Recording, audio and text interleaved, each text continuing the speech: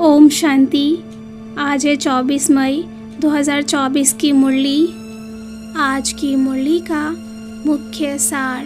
बाबा ने कहा, मीठे बच्चे, देही अभिमानी बाप तुम्हें देही अभिमानी भव का पाठ पढ़ाते हैं। तुम्हारा पुरुषार्थ है देह अभिमान को छोड़ना।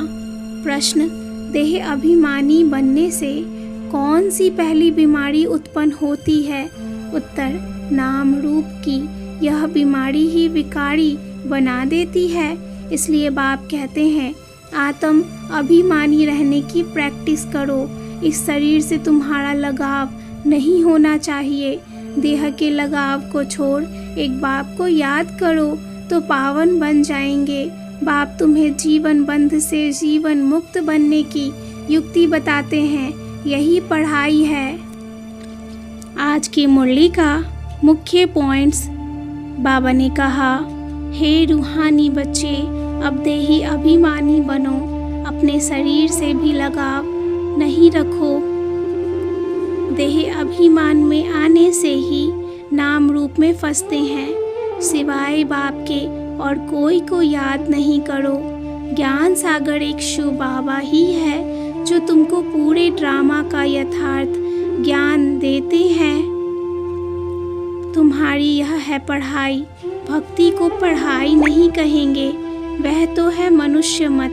अब तुम्हें जो ईश्वरीय मत मिल रही है, इस पर चल 108 की माला में आना है। यह है कांटों का जंगल, जहाँ एक दो को विकारों का कांटा लगाते रहते हैं।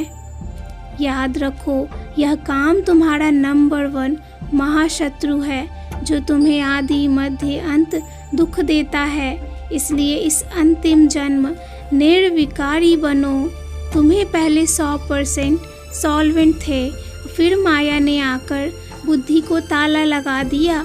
तुम इंसॉल्वेंट बन गए और फिर से बाबा आकर तुम्हारी बुद्धि का ताला खोल रहे हैं। माया के चक्र में आकर बेहद के बाप की ग्लानि नहीं करानी है।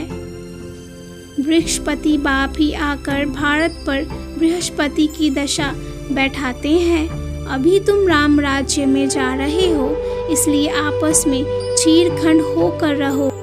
कभी लून पानी नहीं होना। अच्छा, मीठे मीठे सिकिलधे बच्चों प्रति माता पिता बाप दादा का याद प्यार और गुड मॉर्निंग। रूहानी बाप की रूहानी बच्चों को नमस्ते। रूहानी बच्चों की रूहानी बाप को याद प्यार और नमस्ते। धारणा के लिए मुख्य सार। पहली पॉइंट, सतो प्रधान बनने के लिए सिवाय बाप के और किसी को भी याद नहीं करना है। देही अभिमानी बनने की प्रैक्टिस करनी है। दूसरी पॉइंट, सबसे चीरखंड होकर रहना है। इस अंतिम जन्म में विकारों पर विजय प्राप्त कर जगत जीत बनना है। वरदान, बाप की छत्र छाया में सदा मौज का अनुभव करने वाले और कराने वाली विशेष आत्मा भवा। बाप की छत्र छाया में सदा मौज का अनुभव करने और कराने वाली विशेष आत्मा भव। जहाँ बाप की छत्र छाया है, वहाँ सदा माया से सेफ है। छत्र छाया के अंदर माया आ नहीं सकती।